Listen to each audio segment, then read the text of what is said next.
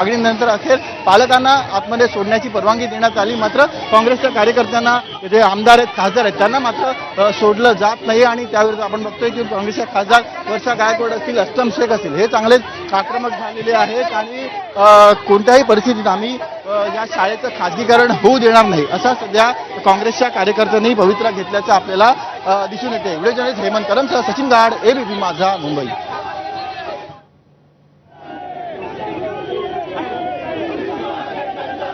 तर या शाळेबाहेर काँग्रेसचं हे आंदोलन सध्या सुरू आहे। शाळेबाहेर जमलेल्या काँग्रेसच्या कार्यकर्त्यांना आता पोलिसांनी हटवण्यास सुरुवात केलेली आहे।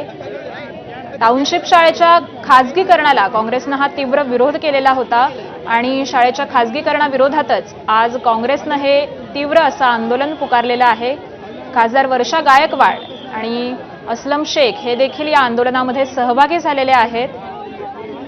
पालकांना आणि स्थानिकांना आता आंदोलनात सहभागी होण्याचं काँग्रेसकडून आवाहन करण्यात येत आहे। त्यामुळे आता टाउनशिप शाळेबाहेर हा मोठा पोलीस फौजफाटा तैनात असल्याचं आपल्याला पाहायला मिळतंय।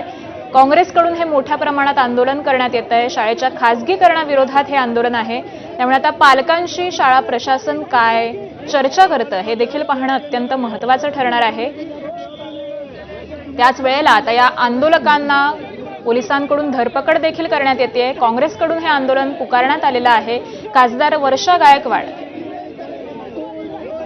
या देखील इथे उपस्थित आहेत आणि याच संदर्भातली अधिकची माहिती घेऊयात आपले प्रतिनिधी सचिन गाड यांच्याकडून। सचिन,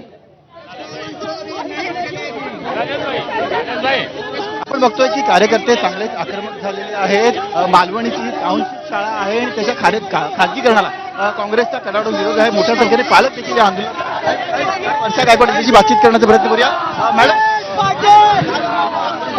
पोलीस आम्हाला आतमध्ये जाऊ देत नाहीयेत, पालकांना सुद्धा आतमध्ये जाऊ देत नाही। तुम्ही पालक सुद्धा या ठिकाणी मागे उभे आहेत, त्यांना सुद्धा जाऊ देत नाहीयेत आणि मला कळत नाही की आम्हाला का थांबवलंय। खरं तर आम्ही सांगितलं की आम्ही सहकार्याची भूमिका द्यायला तयार आहे, शांततेने आम्ही आलेलो आहोत। सहपालक मंत्र्यांना आमचं म्हणणं आम्हाला सांगायचंय, पालकांना भेटवायचंय, त्यांचं म्हणणं ऐकून घ्यावं। मुंबई महानगरपालिकेच्या शाळेला तुम्ही प्रायव्हेटायझेशन जे सुरू केलेलं आहे ते बंद करावं आणि या ठिकाणी आजच्याच ते रद्द करून ही शाळा पुन्हा मुंबई महानगरपालिकेच्या माध्यमातून ज्या तऱ्हेने सुरू आहे त्या तऱ्हेने सुरू ठेवावी। आज आम्ही बघतोय की चंद्रपूरची शाळा अदाणीला चालली आहे, या ठिकाणी आपण बघतोय मालवणीमध्ये आता आपण आहोत, ज्या ठिकाणची शाळा आता प्रायव्हेटला चाललेली आहे। काय चाललंय मला खरं तर प्रश्न विचारायचे। राज्याचे मुख्यमंत्री नाहीयेत, ते राज्याचे शालेय शिक्षण मंत्री नाहीयेत, ते पालकमंत्री नाहीये तिथले, ते अर्बन डेव्हलपमेंट मिनिस्टर नाहीयेत। मग असं असताना त्यांनी हा निर्णय घेऊन या ठिकाणी शाळा एका प्रायव्हेट व्यक्तीला देण्याचा निर्णय का घेतला गेला, कोणाच्या सांगण्यावर घेतला गेला, जेव्हा पालकांचा विरोध, स्टाफचा विरोध, या ठिकाणी मुंबई महानगरपालिकेचा फंड लागलेला आहे। मग अशा तऱ्हेने मागच्या काळामध्ये वोट चोरायचं काम केलं, आता मुंबई महानगरपालिकामध्ये 3 वर्षापासून लोकप्रतिनिधी नाहीयेत। शाळेचे आणि हॉस्पिटलचं प्रायव्हेटायझेशन करण्याच्या मागे एक मोठं षडयंत्र आहे। धनधारकांना आता शाळा द्यायच्या आहेत, हे स्वप्न आम्ही त्यांचं पूर्ण होऊ देणार नाही। हा मुंबईकरच्या पैशाची शाळा बनलेली आहे। गरीब मुलांनी शिकायचं कुठे तुम्ही सांगा, इथे कोण येणारा वर्ग आहे?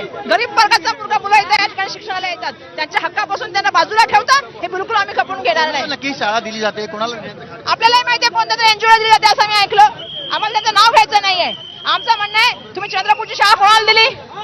कोणाला दिली? अदानीला दिली। अदानीला शाळा द्यायची असते, तुम्ही इथे शाळा एका एनजीओला दिली। कोणची एनजीओ आहे ती? काय एनजीओचा इतिहास आहे? काय एनजीओची आर्थिक परिस्थिती आहे? तुम्ही 100 कोटी मुंबई महानगरपालिकेच्या मुंबईकरच्या पैशात चालले टॅक्सचा खर्च करता आणि एका प्रायव्हेट व्यक्तीला देता? काय चाललंय हे पहिल्यांदा मी बघते। आणि आम्ही लोकप्रतिनिधी आहोत, खासदार आमदार आहोत, आम्हाला हातपाय सोडत नाहीत। सगळे बीजेपीचे कार्यकर्ते आतमध्ये बसलेले आहेत।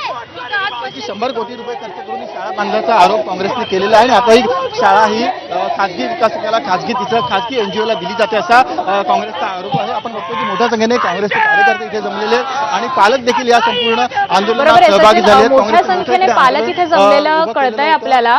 पालकांची नेमकी मागणी काय, त्यांचं म्हणणं नेमकं काय?